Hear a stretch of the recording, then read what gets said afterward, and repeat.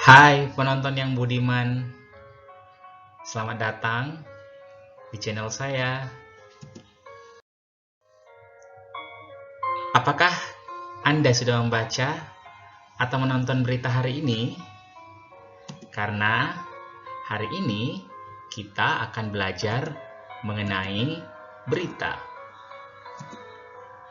Sebelum lanjut, saya ingatkan dulu ya untuk like, share, komen, dan jangan lupa di subscribe ya. Kita akan belajar berita. Tapi, apa yang dimaksud dengan berita? Berita berarti kabar, cerita, informasi, atau keterangan mengenai kejadian atau peristiwa yang hangat, terutama yang resmi, atau laporan pers.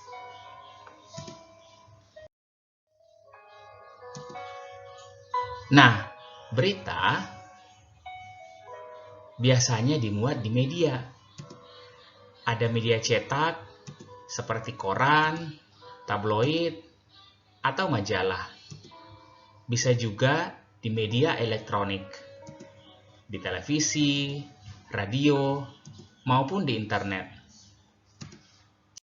Kita lihat berita yang satu ini. Pemirsa, Grecia Poli dan Apriani Rahayu persembahkan kado di Hari Kemerdekaan medali emas Olimpiade Tokyo 2020. Ganda putri Indonesia ini mengukir sejarah sebagai ganda putri bulu tangkis pertama Indonesia yang meraih tempat tertinggi di ajang Olimpiade.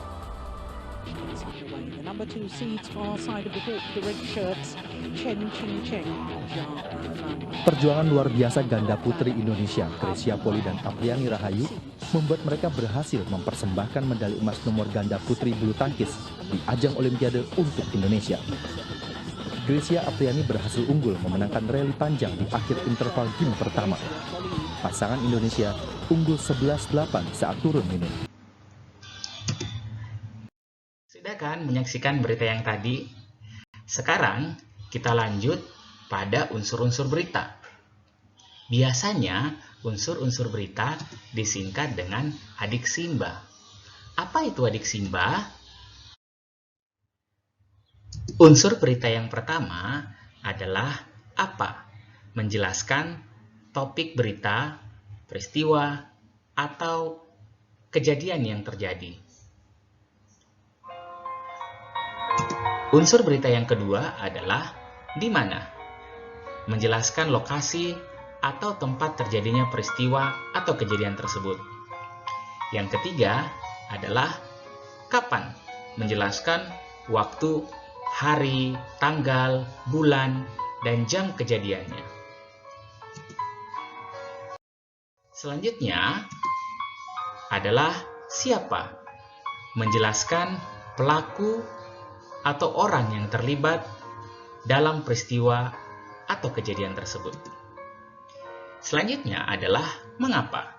Menjelaskan sebab akibat terjadinya peristiwa atau kejadian tersebut. Dan yang terakhir adalah bagaimana? Menjelaskan solusi, jalan keluar, atau penyelesaian peristiwa tersebut.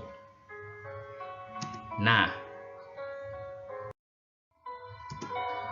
selanjutnya, kita akan masuk ke struktur berita.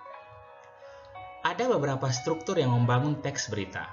Struktur teks tersebut merupakan struktur yang membangun teks sehingga menjadi satu kesatuan teks utuh. Struktur teks terdiri dari judul, kepala berita, tuh berita, dan ekor berita. Kita masuk yang pertama, judul berita. Judul merupakan kata kunci yang mewakili keseluruhan berita. Pada teks berita, judul biasanya memuat tentang kejadian yang dibahas atau disampaikan. Judul biasanya dibuat semenarik mungkin sehingga pembaca tertarik untuk membaca berita tersebut. Judul biasanya berfungsi mengenali isi berita secara singkat. Judul ini merupakan bagian terpenting dari berita. Hal ini karena sebelum masuk pada isi berita, pembaca akan melihat judul terlebih dahulu. Yang kedua adalah kepala atau lead berita. Lead adalah pembuka berita berisi unsur 5W tambah 1H yang dijabarkan secara singkat, padat, dan menyeluruh. Lead berita adalah bagian yang sangat penting dari berita. Di bagian lead ini, berita terangkum inti dari keseluruhan isi berita. Setiap lead juga ditulis untuk menarik pembaca melihat lebih lanjut isi dari berita. Kemudian, tubuh berita. Bagian ini merupakan inti dari teks berita. Tubuh berita merupakan kelanjutan isi berita yang dapat memberitahukan secara lebih rinci tentang keseluruhan peristiwa atau informasi yang diberitakan. Tubuh berita berisi penjabaran dari gagasan berita. Penjabaran itu biasanya merupakan jawaban dari mengapa dan bagaimana, why dan how. Nah, yang terakhir adalah ekor berita. Ekor berita berisi hal-hal yang jika dihilangkan oleh editor tidak terlalu berpengaruh terhadap substansi atau pokok bahasan berita tersebut. Misalnya, daftar orang-orang yang mengalami kecelakaan. Topik selanjutnya adalah kaidah kebahasaan. Ada bahasa baku, kalimat langsung, konjungsi bahwa, konjungsi temporal dan kronologis, keterangan waktu dan tempat, serta kata kerja mental. Yang pertama, bahasa baku. Bahasa standar atau baku menjadi penghubung pemahaman banyak kalangan karena bahasa baku lebih mudah dipahami oleh masyarakat umum. Biasanya, bahasa baku diambil dari Kamus Besar Bahasa Indonesia. Selanjutnya adalah kalimat langsung. Kalimat langsung dan kalimat tidak langsung yang digunakan untuk mengutip pernyataan dari narasumber berita. Selanjutnya adalah konjungsi bahwa. Konjungsi bahwa berfungsi untuk menerangkan kata yang mengikutinya dan digunakan untuk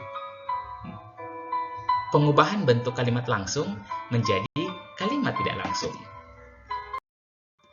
Kemudian, konjungsi temporal atau kronologis. Konjungsi yang bermakna penjumlahan seperti kemudian, setelah, sejak, awalnya, dan akhirnya. Penggunaan konjungsi tersebut berhubungan dengan pola penyajian berita yang pada umumnya mengikuti pola kronologis atau urutan waktu. Kemudian, keterangan waktu dan tempat.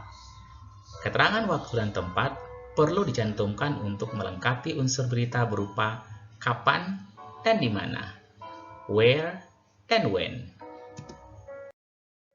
Dan yang terakhir adalah kata kerja mental.